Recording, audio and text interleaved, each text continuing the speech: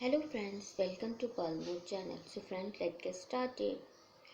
दोस्ती तो एक झोंका है हवा का, दोस्ती तो एक नाम है वफा का।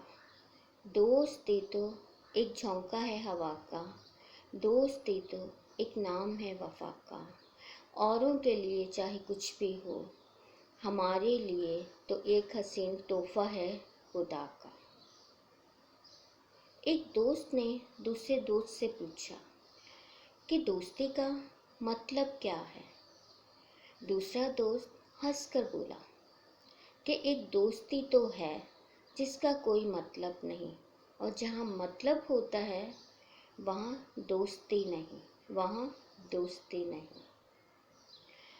दिन भर काटना मुश्किल सा हो गया था जाने के बाद उसके, दिन भर काटना मुश्किल सा हो गया था जाने के बाद उसके।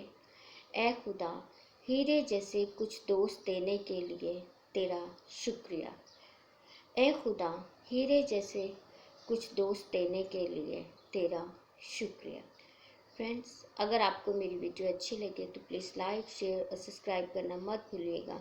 मिलती हूँ किसी नई वीडियो में। Okay bye. अपना बहुत ख्याल रखिए।